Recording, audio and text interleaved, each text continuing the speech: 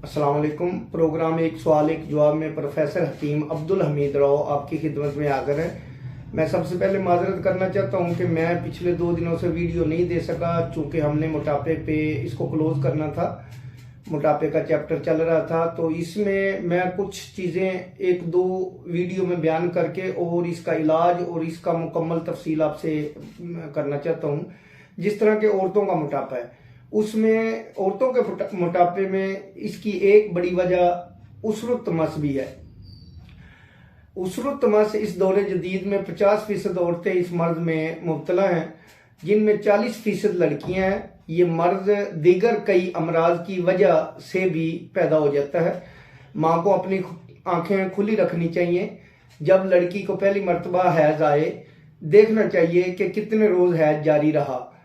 इसकी मुकम्मल इलामात ये हैं: अयामे हैज से एक रोज पहले जेरे नाफ दाईं साइड पे शदीद दर्द होता है, बच्ची तड़प तड़प जाती है, जर्द रंग हो जाता है, बेनूर चेहरा दर्द की शिद्दत से फीका पड़ जाता है, ठंडे पसीने आने लगते हैं। जब खून हैज आना शुरू होता है तो दर्द के साथ दाग लगना शुरू हो जाता है।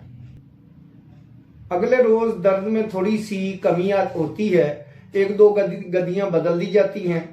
अगले रोज दर्द दौरे से होता है, फिर मामूली दाग लगता है। साथ ही दर्द कमर शुरू हो जाता है, घबराहट होती है, खून का दबाव बढ़ जाता है, बेचैनी रहती है, जिस्म दर्द, टांगें दर्द, ऐंठनदार दर्द होता है, सर दर्द होता है और दोनों कदम पट्टियों की तरफ दर्द सर होता है।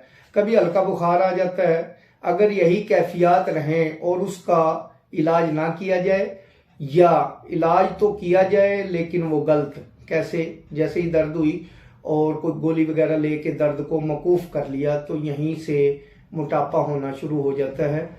ये तो थी एक वजूहत उसरुत तमस। अब मैं इसकी मोटापे की जो आगे चल के शिद्दत है और जो वजन है और जो बच्चियों में प्रॉब्लम हार्मोनल आती है, उस पे बयान करके और इसका मुकम्मल फिर इलाज बयान करूंगा इंशाल्लाह।